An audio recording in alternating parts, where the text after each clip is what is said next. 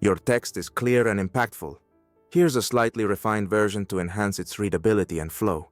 He was humiliated, mocked, and failed his driving test, all because he dared to wear a red MAGA hat. The instructor turned the test into a personal crusade, oblivious to who this young man truly was or the magnitude of his misjudgment. But when the truth came to light, the fallout left everyone stunned. Let's rewind to the moment where it all began. Early morning, driving school. Jake Wilson, a 16-year-old with contagious confidence and a perpetual smile, walked into the driving school as if he were already mentally signing autographs as the next big racing star. He proudly wore his red MAGA cap, a gift from his father and a symbol of their family values. To Jake, the hat wasn't just an accessory. It was a kind of shield against the mundane adult world. Instructor Harris, a man in his 50s with a permanent crease of irritation on his forehead and a thin mustache that seemed to exist solely to twitch with disapproval, immediately spotted Jake and his hat. His expression shifted from, "Just another student," to, "Ah, here you are, the root of my problems." "Wilson?" Harris raised an eyebrow as if he had already been warned about impending trouble. "You here for the exam?" Jake nodded, doing his best to stay polite. "Good morning, Mr. Harris. Yes, I'm ready for the test." But Harris, ignoring the pleasantry, zeroed in on Jake's red cap, barely holding himself back from pointing directly at it. "Take that off," he said, gesturing at Jake's head with the drama of a judge presiding over a high-profile trial. "Excuse me?" Jake tilted his head slightly, fighting back a smile.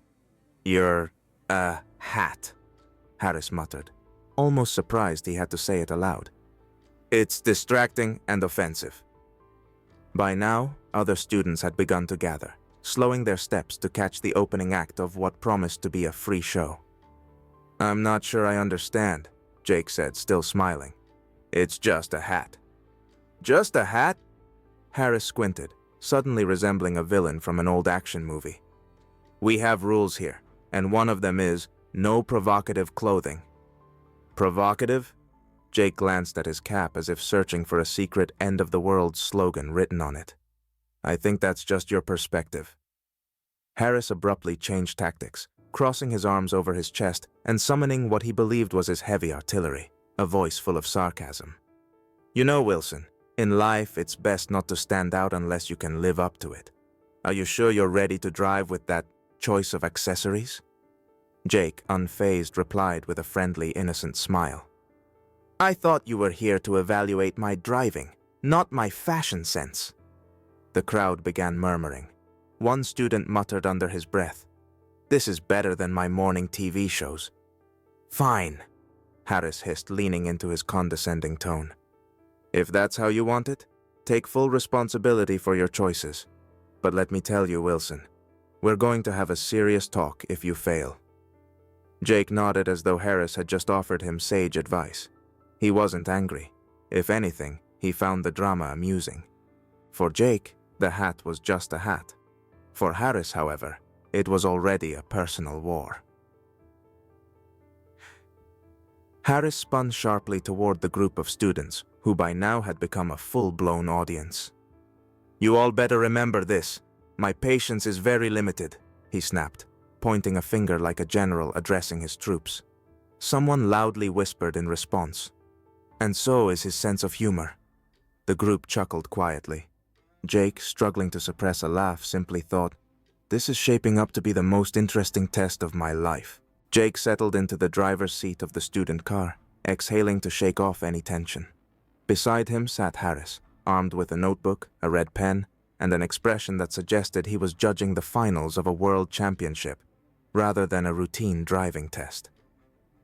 "Well, Wilson," Harris began, smirking at Jake, "since you're so fond of making a statement, let's see how far your position takes you on the road." Jake smiled as if Harris had just told another tired dad joke. "I'll do my best not to disappoint you, Mr. Harris," he replied calmly, starting the engine and pulling away smoothly. As soon as the car hit the training course, Harris switched into full-on, vindictive examiner mode. "Did you forget to check your mirrors?" he snapped as Jake made a right turn. I checked them 3 times, sir, Jake countered, his gaze steady on the road. 3 times? Maybe you should have checked them 4.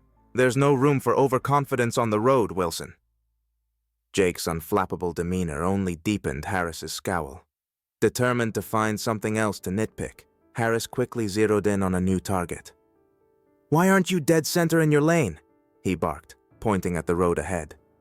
Looks like I'm driving straight, Jake replied, glancing at the speedometer to confirm his car wasn't veering. Harris sighed dramatically and made a note in his notebook, as if he'd just witnessed the gravest driving offense in history. Meanwhile, a small group of students began gathering near the training lot, their classes having ended early. They exchanged glances, picking up snippets of Harris's snide remarks. Is he messing with him? One boy whispered. Sure looks like it, a girl replied, pulling out her phone to start recording. The murmurs grew louder, and a few students openly giggled as the comical battle of wits unfolded. When Jake successfully executed a parking maneuver, Harris let out a sharp breath. Too slow. In real traffic, you'd already be causing a backup. Is speed a part of the parking test? Jake asked innocently, his tone genuinely curious as he turned to Harris. The crowd of students burst into laughter, with one loudly adding, Harris! He's got you! Harris stiffened, as if he'd just been personally insulted. His hand flew across the notebook, scribbling furiously, as though he'd uncovered a catastrophic error. Next up is the intersection test.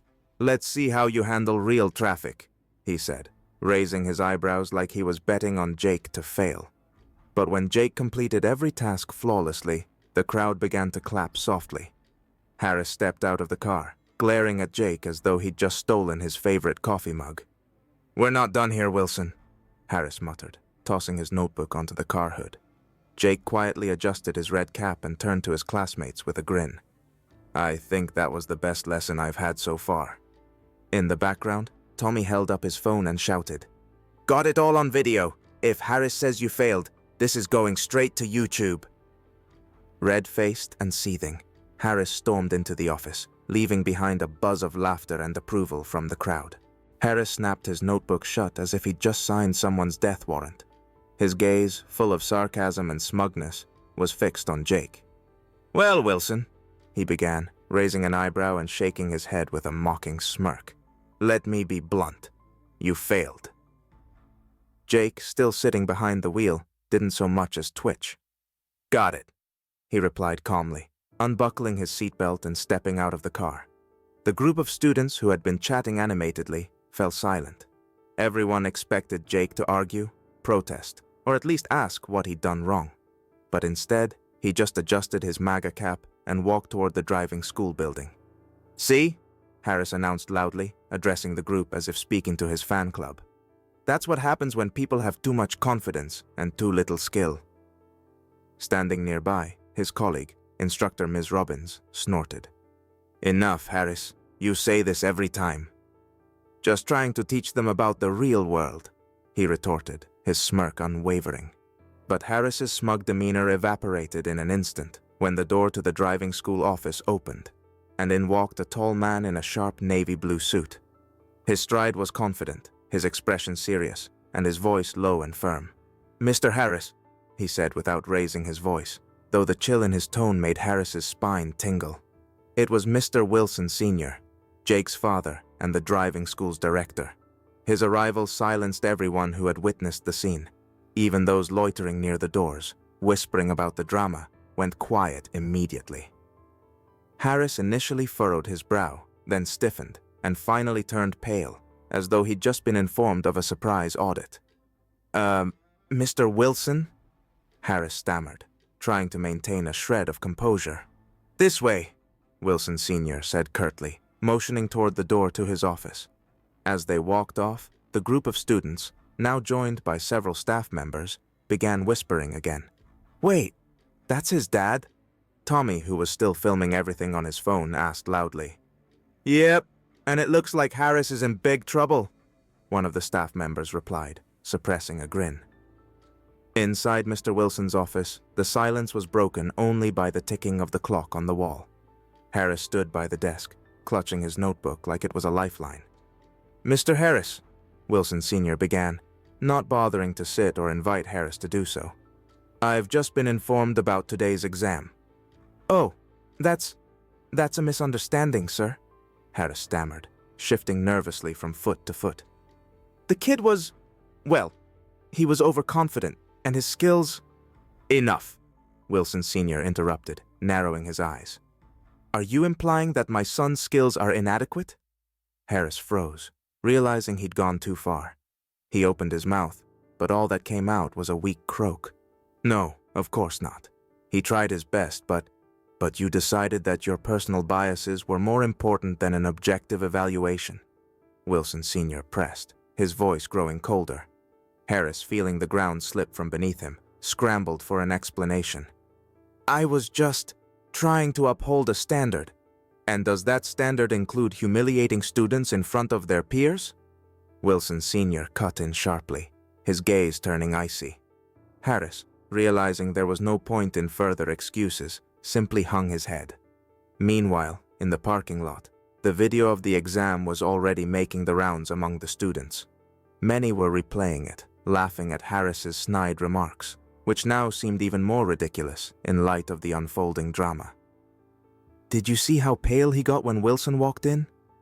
Tommy laughed, showing the footage to his friends. $10 says he gets fired, another student chimed in. The growing crowd was abuzz, turning the incident into an unofficial spectacle, the atmosphere resembling the build-up to the climax of a hit TV series. The office door opened, and Wilson Sr. stepped out into the hall. Behind him, Harris trailed like a scolded dog. The examiner's face was so red it could have passed for a stop sign.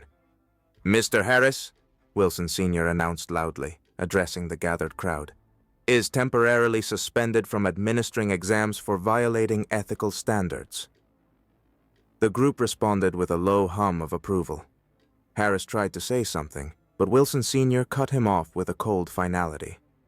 You will have an opportunity to explain yourself at a formal hearing. For now, he turned to Jake, who had been watching from the corner. Jake, I'll be personally reviewing your exam results. The crowd erupted into applause, and Harris, tucking his notebook under his arm, hastily left the hall. A crowd of students and staff had gathered in the main hall of the driving school. Tension hung in the air as every gaze focused on Mr. Wilson Sr., standing at the center of the room. Beside him stood Jake, calm and self-assured, his signature MAGA cap still firmly in place. Off to the side was Harris, nervously rubbing his hands and darting glances around the room. The confidence that once served as his shield had crumbled like a house of cards. I want everyone here to listen carefully, Wilson Sr. began, his voice clear and commanding, like a captain addressing his crew. In this driving school, there is no place for discrimination or bias. We teach respect, fairness, and integrity, qualities that are essential both on the road and in life. The crowd, mostly students, murmured in agreement, nodding to one another. A few had already turned on their phone cameras, anticipating a moment that was bound to go viral. Wilson Sr. turned his gaze toward Harris, who looked as if he'd been summoned to the principal's office for a grave offense. Mr. Harris, your behavior today was inconsistent with the values we uphold. Instead of taking an objective approach, you allowed your personal biases to influence your judgment. That is unacceptable. Harris turned pale, as though he'd just been handed a guilty verdict. He began to stammer, trying to defend himself. I was just trying to maintain high standards. It was a mistake, a misunderstanding. But Wilson Sr. cut him off with a sharp motion. A misunderstanding? You insulted my son, humiliated him in front of his peers, and questioned his abilities, not based on facts, but on your own personal prejudices. The crowd buzzed with murmurs, and one of the students shouted, That's justice! Jake, who had remained calm throughout the proceedings, stepped forward. His face was kind, but his tone was steady and confident. Don't worry about it, Mr. Harris, he said with a slight smile. Maybe this is a lesson not just for me, but for you as well. The room fell silent for a moment, and then erupted in applause.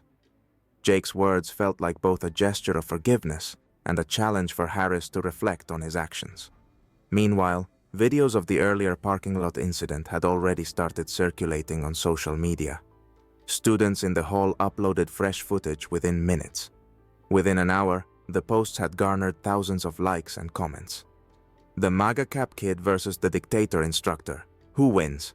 read one viral tweet. "When a teenager shows more composure than an adult," another user wrote. The comments praised Jake's calm demeanor and poise, contrasting it with Harris's unprofessional conduct.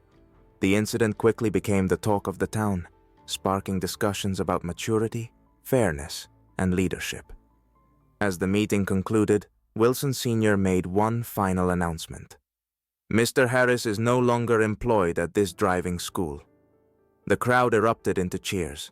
Some even booed Harris as he hastily gathered his belongings and slipped out through the back door, avoiding further scrutiny.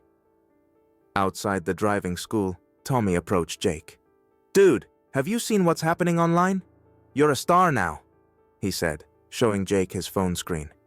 Jake simply smiled, glancing at a text message from his father. "Proud of you. Your calmness proved you're a true leader." Adjusting his cap, Jake replied, "All right, let's head home. Tomorrow's another day, and who knows what it'll bring."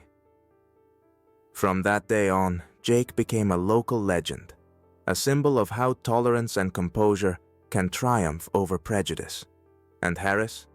His name became synonymous with bias, a cautionary tale he was unlikely to forget anytime soon.